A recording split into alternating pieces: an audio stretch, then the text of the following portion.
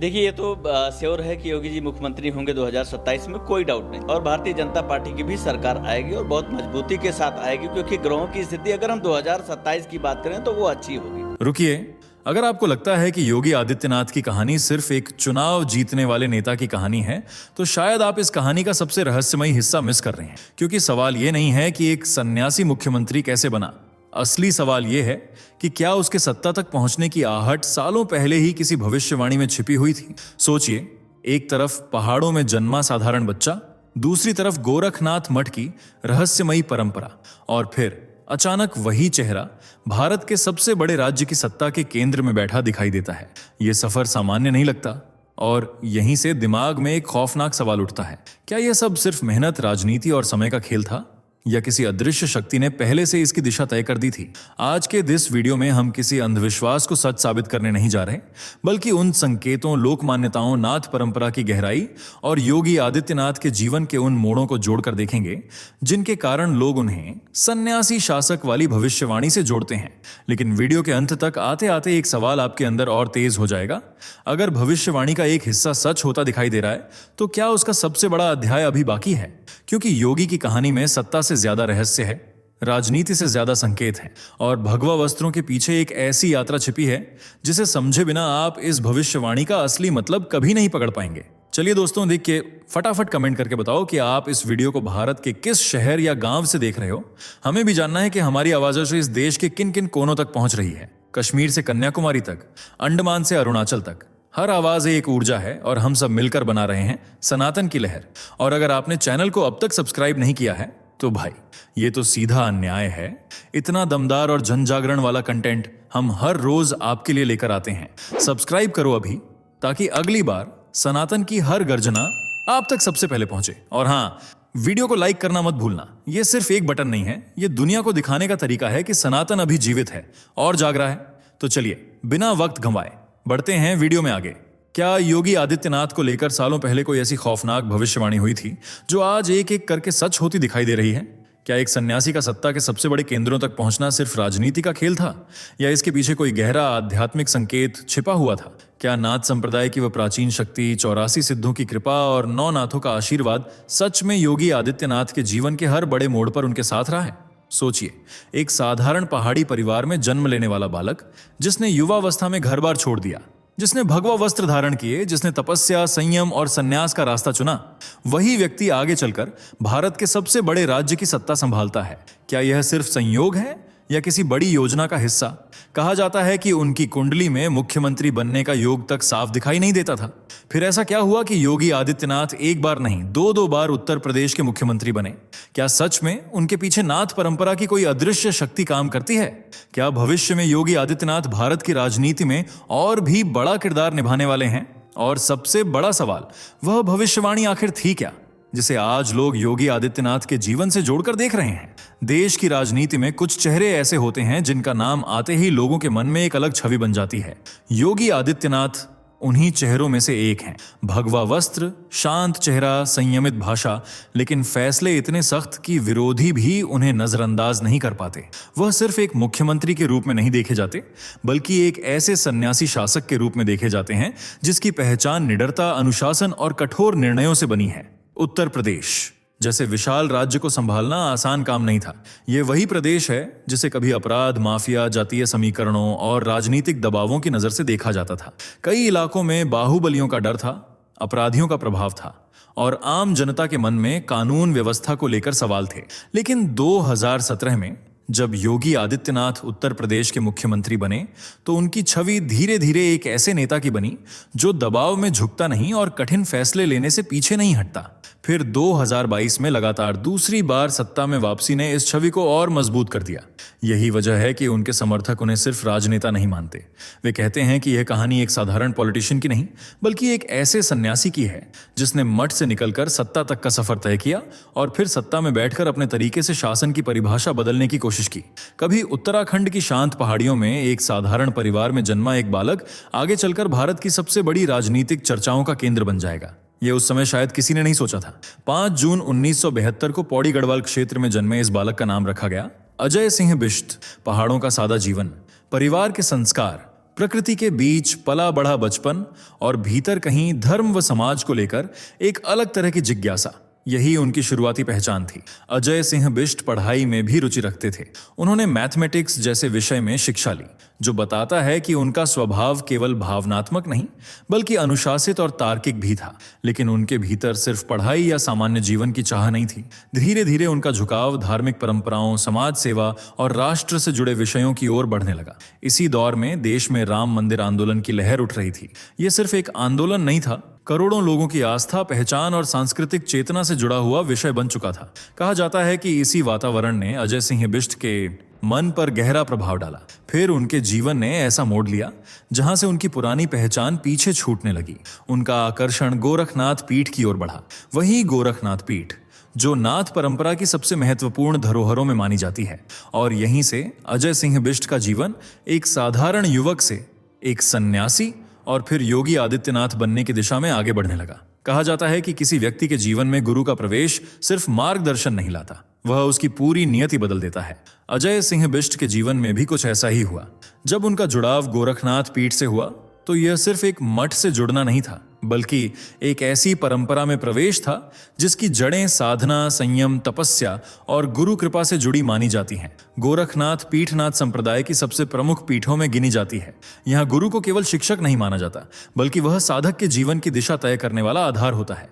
इसी परंपरा में अजय सिंह बिष्ट को महंत अवैधनाथ का सानिध्य मिला। महंत अवैधनाथ ने उन्हें केवल आध्यात्मिक शिक्षा ही नहीं दी, बल्कि धर्म, समाज और सार्वजनिक जीवन की जिम्मेदारी का भी रास्ता दिखाया। यहीं से अजय सिंह बिष्ट की पुरानी पहचान धीरे धीरे पीछे छूटने लगी। संन्यास, दीक्षा और गुरु आशीर्वाद के बाद वे योगी आदित्यनाथ के रूप में पहचाने जाने लगे। ये नाम केवल एक नया नाम नहीं था, बल्कि एक नए जीवन की शुरुआत थी। अब उनके सामने दो रास्ते अलग अलग नहीं थे, धर्म और समाज। गोरखनाथ पीठ की परंपरा ने उन्हें सिखाया कि सन्यास केवल संसार से दूर जाना नहीं, बल्कि समाज के बीच रहकर भी धर्म और कर्तव्य निभाना है। यही वह मोड़ था जहां एक साधक की यात्रा धीरे धीरे सार्वजनिक जीवन की ओर बढ़ने लगी। और शायद यहीं से उस कहानी की नींव पड़ी जिसे आज लोग भविष्यवाणी, नाथ परंपरा और योगी आदित्यनाथ की नियति से जोड़कर देखते हैं। नाथ परंपरा को केवल एक धार्मिक परंपरा मान लेना शायद उसकी गहराई को कम करके देखना होगा। इस परंपरा में साधना है, हठ योग है, ब्रह्मचर्य है, गुरु शिष्य की अखंड धारा है और भगवान शिव को आदियोगी के रूप में मानने की परंपरा है। नाथ संप्रदाय से जुड़े साधक मानते हैं कि असली शक्ति बाहर नहीं, बल्कि मनुष्य के भीतर छिपी होती है। उसे जगाने के लिए तपस्या, संयम और कठोर अनुशासन की जरूरत होती है। कहा जाता है कि नाथ परंपरा में गुरु गोरखनाथ का स्थान अत्यंत महत्वपूर्ण है। उन्होंने इस परंपरा को जन जन तक पहुंचाया और योग, साधना तथा आत्मबल को जीवन का आधार बताया। इसी परंपरा में 84 सिद्धों और 9 नाथों की चर्चा लोक मान्यताओं में बार बार सुनने को मिलती है। भक्तों की मान्यता है कि ये सिद्ध केवल साधारण संत नहीं थे, बल्कि ऐसी आध्यात्मिक शक्ति के प्रतीक थे जिन्होंने अपने भीतर की ऊर्जा को जागृत कर लिया था। नाथ परंपरा से जुड़े लोग मानते हैं कि जो साधक ब्रह्मचर्य, संयम, तपस्या और गुरु आज्ञा का पालन करता है, उसके भीतर निर्णय लेने की असाधारण क्षमता पैदा होती है। वह डर से ऊपर उठने लगता है, मोह से दूर होने लगता है और अपने कर्तव्य को सबसे आगे रखता है। यही वजह है कि योगी आदित्यनाथ के समर्थक उनकी निडरता और सख्त फैसलों को केवल राजनीतिक व्यक्तित्व से नहीं जोड़ते। वे कहते हैं कि योगी आदित्यनाथ उसी नाथ परंपरा के साधक हैं जहां सत्ता का अर्थ सुख नहीं बल्कि जिम्मेदारी माना जाता है। और शायद यही वह रहस्य है जिसे लोग उनकी शक्ति का असली आधार कहते हैं। सवाल ये नहीं है कि योगी आदित्यनाथ राजनीति में आए, सवाल ये है कि एक सन्यासी ने राजनीति में आकर वह जगह कैसे बना ली जहां बड़े बड़े अनुभवी नेता भी पहुंचने के लिए संघर्ष करते हैं। गोरखनाथ पीठ से निकले योगी आदित्यनाथ ने जब सार्वजनिक जीवन में कदम रखा तो उनके पास पारंपरिक राजनीति वाली चमक दमक नहीं थी। उनके पास था अनुशासन, स्पष्ट विचार, धार्मिक पहचान और जनता से सीधा जुड़ाव। 1998 में बेहद कम उम्र में योगी आदित्यनाथ पहली बार गोरखपुर से लोकसभा सांसद चुने गए। ये सिर्फ एक चुनावी जीत नहीं थी, बल्कि एक ऐसे सफर की शुरुआत थी जिसने आगे चलकर उत्तर प्रदेश और देश की राजनीति में उनकी अलग पहचान बना दी। गोरखपुर में उनकी पकड़ लगातार मजबूत होती गई। लोग उन्हें केवल नेता नहीं बल्कि मठ से जुड़े ऐसे प्रतिनिधि के रूप में देखने लगे जो जनता के बीच रहता है और सीधे बात करता है। इसके बाद उन्होंने लगातार कई बार गोरखपुर से चुनाव जीता।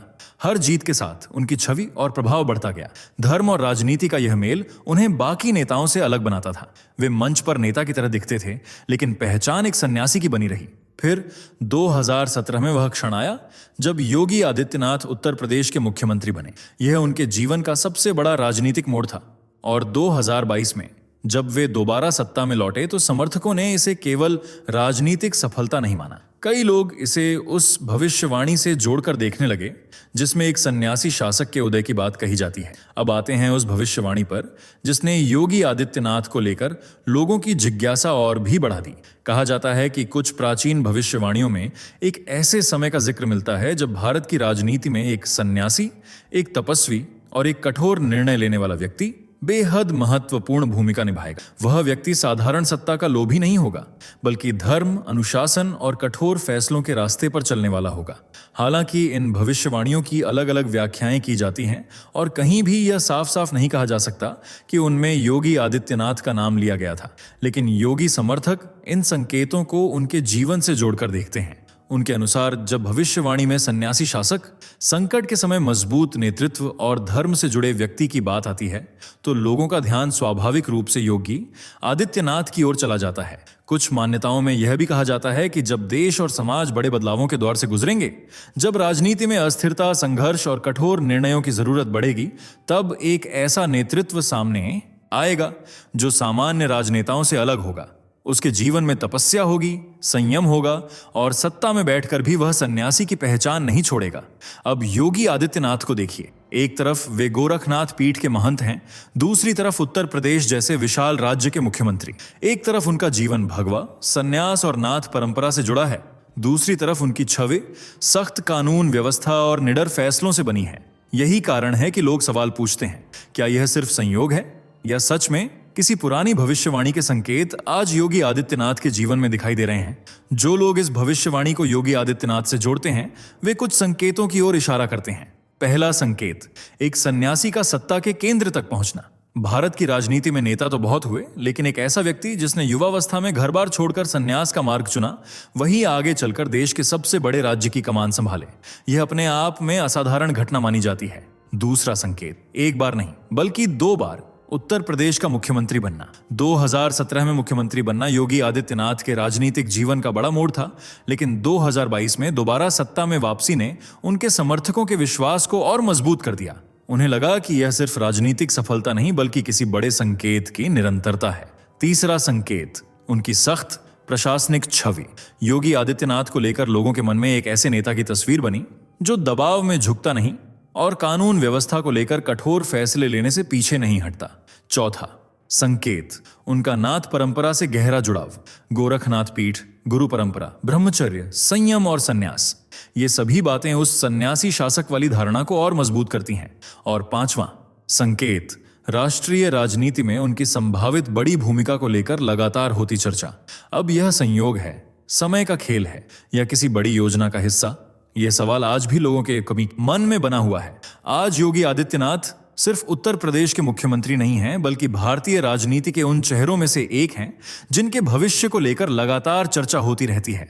कुछ लोग उन्हें आने वाले समय की राष्ट्रीय राजनीति का बड़ा चेहरा मानते हैं, तो कुछ लोग इसे सिर्फ समर्थकों की भावना और राजनीतिक चर्चा बताते हैं। लेकिन इतना तय है कि एक सन्यासी का इतना बड़ा राजनीतिक प्रभाव अपने आप में असाधारण है। गोरखनाथ पीठ के महंत, नाथ परंपरा के साधक, भगवा वस्त्रों में रहने वाले एक संयमी व्यक्ति जब देश के सबसे बड़े राज्य की सत्ता संभालते हैं तो सवाल उठना स्वाभाविक है, क्या यह केवल मेहनत, राजनीति और जनता के समर्थन का परिणाम है या इसके पीछे वे आध्यात्मिक संकेत भी हैं जिनकी चर्चा वर्षों से लोक मान्यताओं और भविष्यवाणियों में होती रही है? भविष्यवाणी पूरी हो चुकी है या उसका सबसे बड़ा अध्याय अभी बाकी है? यह कहना आसान नहीं, लेकिन योगी आदित्यनाथ की यात्रा ने लोगों को सोचने पर जरूर मजबूर कर दिया है। एक साधारण बालक से सन्यासी, सन्यासी से सांसद और सांसद से मुख्यमंत्री बनने तक की यह कहानी अपने आप में रहस्य, संघर्ष और शक्ति से भरी हुई है। अब सवाल आपके लिए है, आपको क्या लगता है, क्या योगी आदित्यनाथ को लेकर कही गई भविष्यवाणियां सच में पूरी हो रही हैं? क्या आने वाले समय में वे भारत की राजनीति में और भी बड़ी भूमिका निभाएंगे? अपनी राय कमेंट में जरूर लिखिए। वीडियो पसंद आई हो तो लाइक करें, शेयर करें और ऐसे ही रहस्यमयी विषयों के लिए चैनल को सब्सक्राइब जरूर करें। दोस्तों, आपको स्क्रीन पर 2 और वीडियोस दिखाई दे रही हैं, जिसे देखने के लिए स्क्रीन पर क्लिक करें।